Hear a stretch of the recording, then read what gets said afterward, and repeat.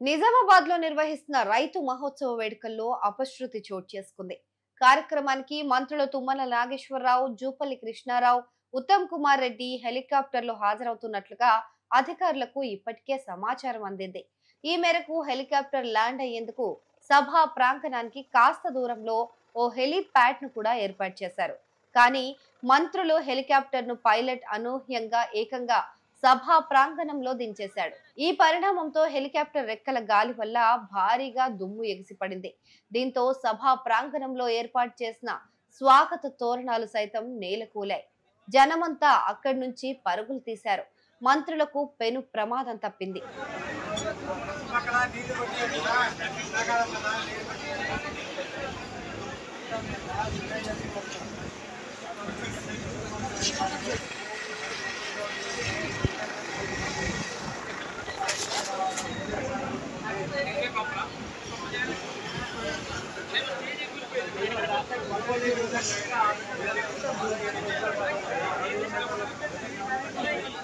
పంట ఉత్పత్తులను ప్రదర్శించేందుకు ఏర్పాటు చేసిన 150 స్టాళ్లలో కొన్ని చిందరవందరగా పడిపోయాయి.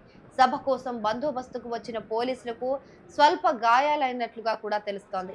కాగా ఇటీవలే మంత్రి పొంగులేటి శ్రీనివాసరెడ్డికి పెను ప్రమాదం తప్పింది.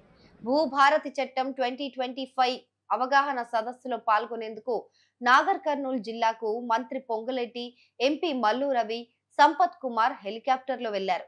కలెక్టరేట్ ప్రాంగణంలో ల్యాండింగ్ చేస్తున్న క్రమంలో సిగ్నల్ కోసం బుల్లెట్ ఫైర్ చేయడంతో కింద ఉన్న గడ్డిపైన ఒక్కసారిగా మంటలు చెలరేగాయి. దీంతో పోలీసులు, ఫైర్ సిబ్బంది అప్రమత్తమై మంటలను ఆర్పివేసిన విషయం తెలిసిందే.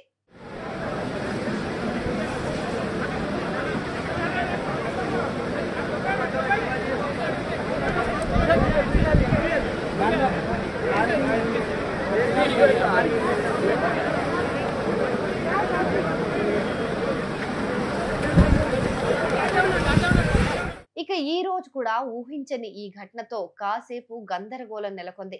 కానీ వెంటనే సిబ్బంది అప్రమత్తమయ్యి సభా ఏర్పాట్లను తిరిగి యథావిధిగా కొనసాగించారు. ఆ తర్వాత మంత్రులు రైతు మహోత్సవాన్ని ఘనంగా ప్రారంభించారు. ఈ వేడుక ప్రాంగణంలో రైతులు పండించిన వివిధ రకాల పంట ఉత్పత్తులతో దాదాపు 150 స్టాళ్లను ఏర్పాటు చేశారు.